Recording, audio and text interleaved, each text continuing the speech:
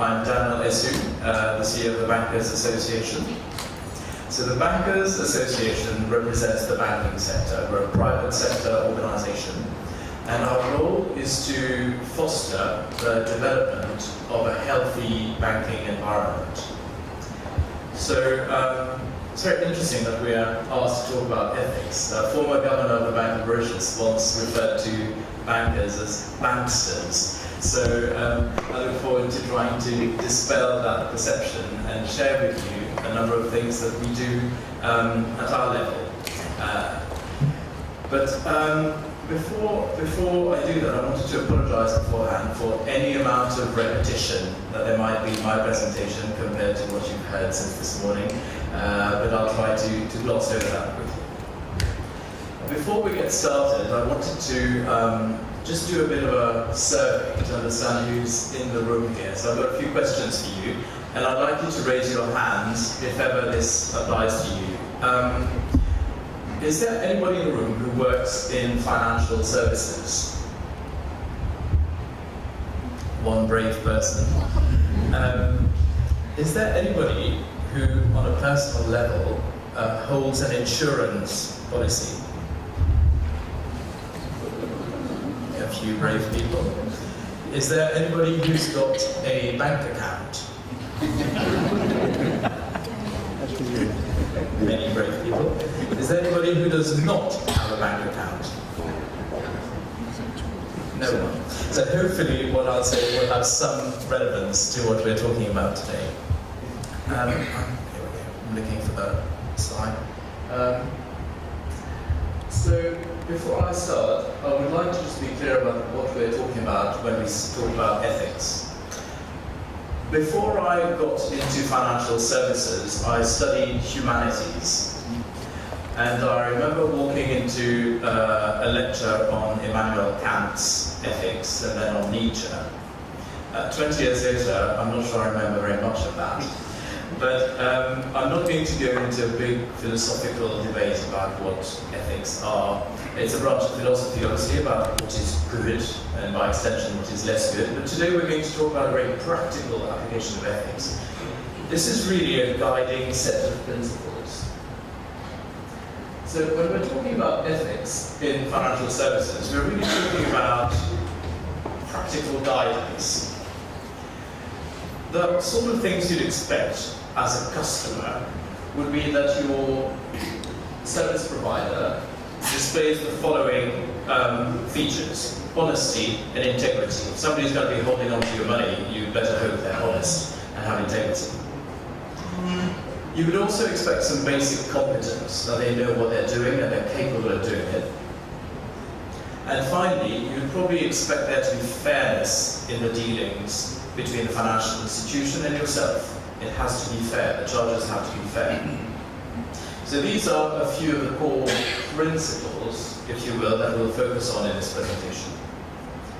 Then there's equally important but wider considerations that are not to do with how you are treated as clients, but a bit more widely how financial institutions behave.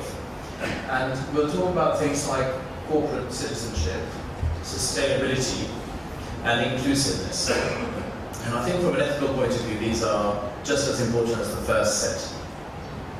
So anyway, these are the sorts of things we're going to be talking about when we talk about ethics in financial services. Now, how are these translated from the happy theoretical world of Kant and theory to your everyday life? Well, documents. There are three main ways in which this is expressed. The first one is, of course, as was mentioned earlier, most associations, most organizations will have some sort of a code of conduct, a code of ethics, a code of practice, call it what you will. Very importantly in financial services is the second point, regulation and governance. In fact, I'm not sure that there's any other sector, I'm sure the Commissioner who's here might correct me if I'm wrong, that is as heavily regulated as financial services. You'd be surprised to see that every line in your bank statement probably has a chapter governing where it comes from. So that is a very important way of ensuring ethical behavior and handling of your data. And thirdly, I'm going to talk a bit about culture. The culture of companies. It's a very important tool. So let's look into the first of these, the Code of Ethics. The Mauritius Bankers Association has a Code of Ethics in banking practice. It is a document that is voluntary. So all our members voluntarily adhere to it. In fact, for them to join the association, they have to agree to it. And that document sets out the general principles of conduct. So this is what you'd expect. And it really says that you'll be treated with honesty, integrity, there will be fairness in dealings, and we'll do things in a competent way. The principles that we outlined earlier. There's a bit more to it than that. It's about 30 pages long. And it's updated every 3 years. I think the first version goes back to 2009, and at that time there were no smartphones.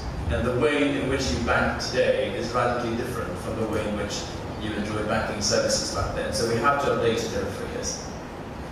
Now, I was going to, when I was approached by Mr. Sutherland, I thought that my presentation was all wrapped up because I could then talk about our code of practice, but I gather that a speaker later on will be talking about this. So I will park this topic for a later presentation, and I'll go into the other aspects of transmission of ethical principles for financial services. So the next is regulation and governance. There is an awful lot of regulation. In fact, most banks employ an entire legal department. But what I wanted to do was just give an overview of how regulation addresses ethical considerations. There is a clear link between ethical considerations and the regulation which protects you and all of us. So when we think about fairness, for example, in fees and charges, there is competition legislation. In fact, this week, the Competition Commission of Mauritius ruled that the fees for cards were too high and instructed them to be lowered. This is a clear example of the regulatory framework working to protect customers. Consumer protection is another one of them. We now have a financial services ombudsperson who looks at protecting all of that. We talk about governance. And in fact, there are a large number of rules regulating the management of financial institutions, regulating the accounting practices and the internal controls that need to be around. But let's go back to the fundamentals, honesty and integrity. But in fact, when you're being sold a financial product, there are swathes of rules governing that, the selling or mis-selling of financial products. You have rights, you have to be told certain things, you have to be shown the prices in a given way, and there are rules around this. I won't list them all. You want to know that people are clear, and in fact, senior officers of financial institutions have to be screened. There's something called the fit and proper test, which some of you will know about, that makes sure that people who've demonstrated honesty and integrity can be admitted to certain positions. Adherence to rules is monitored through the compliance function, and there's risk management. And finally, we wanted to talk about competence. This is your topic, not mine. You are the HR professionals. But again, there are minimum qualifications for different positions, a fit and proper test, and obligations for people to remain trained and to have continuous professional development. So these are the areas of financial services which are catered for partly by rules and regulation and governance.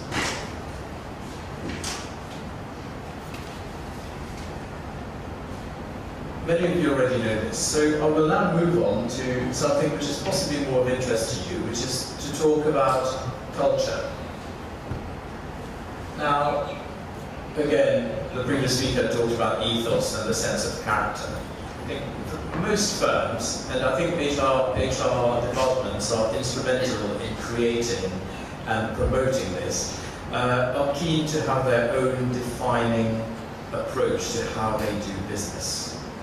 This set of practices that will define who you are and how you do things. And this is actually a very important tool in implementing ethical standards, and I think it's useful for all of us to reflect on that. I think in financial services, certain firms pride themselves on technology. Some of them pride themselves on cost. Some of them pride themselves on services. But increasingly, ethical considerations are there. I've put ESG here, and I'll come back to that. But some firms come forward and say we're the greenest firm. Others say we're the best employer. We treat people properly. Others really prefer the service. They say we're small, we're not the cheapest, but you'll get really good service. And I think in terms of having that defining culture, you can't win on everything. But ethics and your company ethics actually infuse how you do business. And that has nothing to do with your general code of practice, and that has nothing to do with the law. That has to do with your choice and how you go in.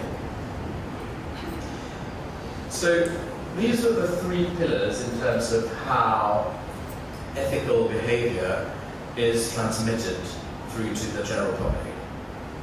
But I wanted to move on to, you remember the other three slides that we had, the other 3 points, around more wider considerations and general behavior of financial institutions. In the 1990s, there was a lot of talk around good corporate citizenship. Back in the day, I used to work for a large accounting firm, and this was a huge thing. They kept on talking to us about how it was important as a firm to behave ethically and responsibly, to behave in a way that was honourable for the firm, but also gave back to society. Corporate social responsibility, something you'll all be very familiar with, I'm sure. And talk of something called the triple bottom line, not just about profits, but about an impact. And today, there's a lot of talk around sustainability, again, ESG, and principles of responsible banking. So I wanted to spend a few minutes to delve into those issues. ESG, I told you I'd go back to this. This refers to environmental, social, and governance. The origins of this really go back. It took about 20 years to come up. It really started out with apartheid in South Africa and European markets thinking, are we comfortable with sourcing products and services that come from a country that has policies which many people may object to, and probably did object to.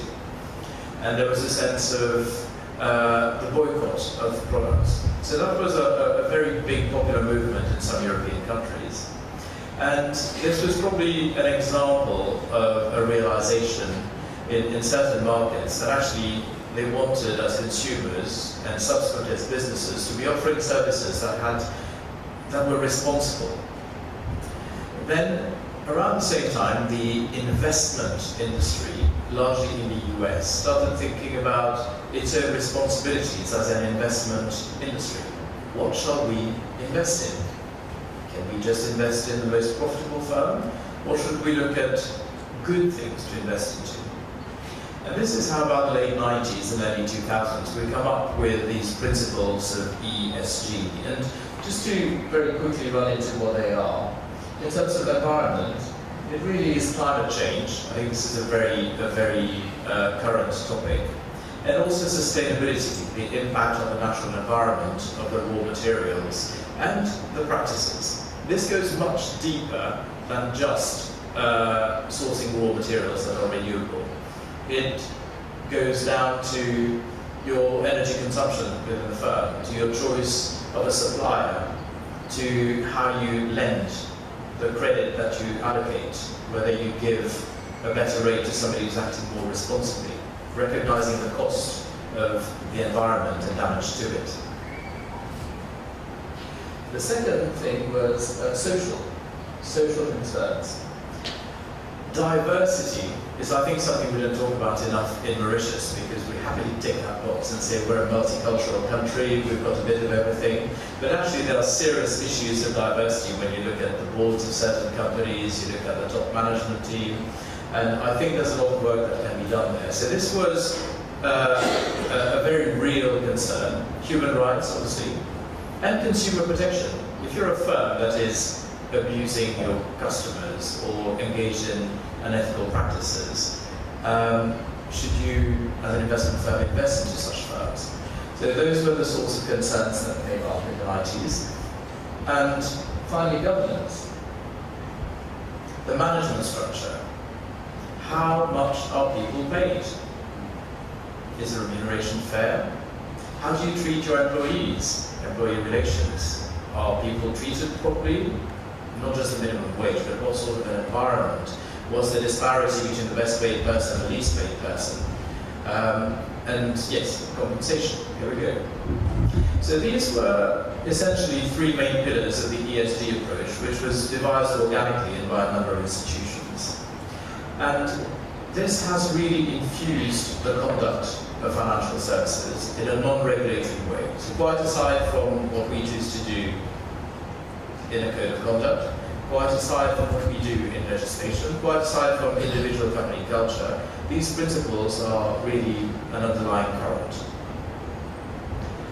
And this is where we've reached today, specifically in the world of banking.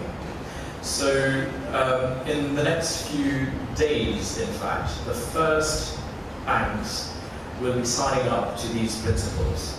So taking the ESG considerations further, the United Nations Education Programme has got a financial initiative.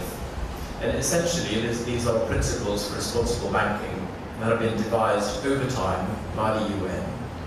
And I've highlighted what they are here. They're very interesting.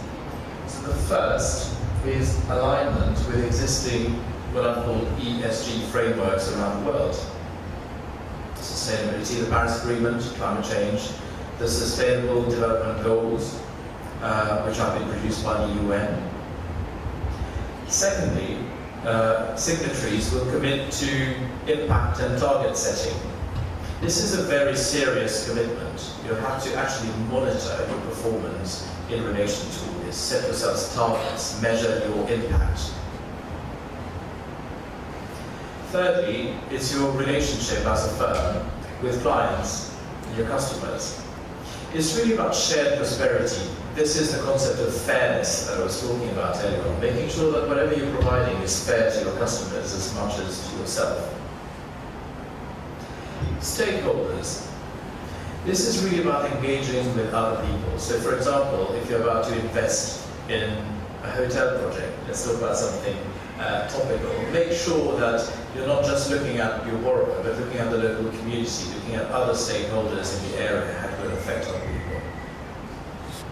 Governance and culture, we talked about this earlier on. This is really about how you're managed, what are your principles internally, and how you define yourself as an operator. And finally, transparency and accountability. I think the banking sector has many flaws, but one of its strong points is how strictly regulated every disclosure is. The accounts are prescribed, you cannot hide anything in the accounts, they are clear and transparent. So those principles will be launched in September of this year, September 2019, and banks are busy signing up to those. And this will have a transformative effect on the industry.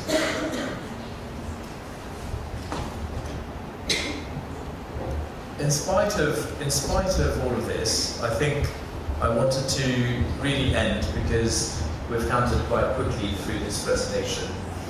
I really wanted to end with a number of challenges that we are faced with.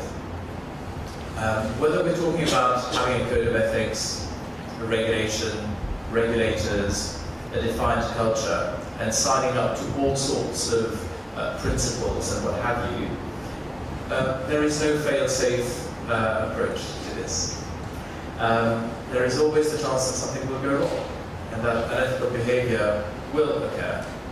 It's an ongoing juggling act. It's an ongoing monitoring act. A second challenge that I think is very relevant in financial services is the gap between the system and the individual. I remember in the financial crisis in 2009, 10, but in fact in 2008, in September, when a number of firms started to fail, people wanted to get their money out. They had invested money in investment funds. These investment funds were sinking, and people wrote to their fund managers and said, "Can I have my money back?" People were queuing outside banks. And there was a provision in the law that enabled those asset managers to say, "I'm sorry, I can only give you part of your money, but after a certain while you'll have to wait." And this was to enable an orderly pulling out so that the markets wouldn't crash. And as a customer, many of my clients used to call me and say, "But it's my money. I've given it to somebody for them to invest it. Now everything's going wrong, and I can't even get my money back. I don't know if it's there." And this seemed really unfair. But those provisions were there to protect everybody. Because if there's a run on banks or a run on investment firms, then the whole thing crashes so fast that nobody can do anything about it. And sometimes the system may seem unfair to people, but is there to protect the community as opposed to one individual. And that is very difficult. I've put exchange controls here as another feature. Everybody believes in the free flow of money, but in certain economies it's important to have control over what goes in and what comes out. So this is an ongoing challenge, a clash of principles, if you will, of ethical principles, that are translated through regulation and practice. The last point that I really want to talk about was another area of difficulty, which is divergent interests between different parties. If you are a financial institution, there will be three sets of people, really. Let's talk about a bank. You will have the depositors putting their money in the bank and expecting that money to be safe and interest to be paid on it if you've opted to have interest paid. On the other side, you have borrowers who expect your bank to come and lend you money when you need it. You've got a good business, you've got a good project, and you expect your bank to treat you respectfully and to say, "Yes, we'd love to help you." And thirdly, you've got the shareholders, the people who've put money in the bank and say, "Well, I'm investing in you, my pension fund is investing in this bank, and I want to profit. And I want to profit every month, and I want the profits to go up." How to reconcile this in a financial system causes tensions. The depositors don't want their money to be lent in any way. Businesses say, "I'm not getting a loan from the bank," but that's because the rules mean that once you hit a certain risk threshold, you can't lend the money. And the charges may seem high, but you need to keep the investors happy. So these are the areas of difficulties from an ethical point of view that I find we have. So I hope this has covered, in general, the ethical considerations from a financial services perspective.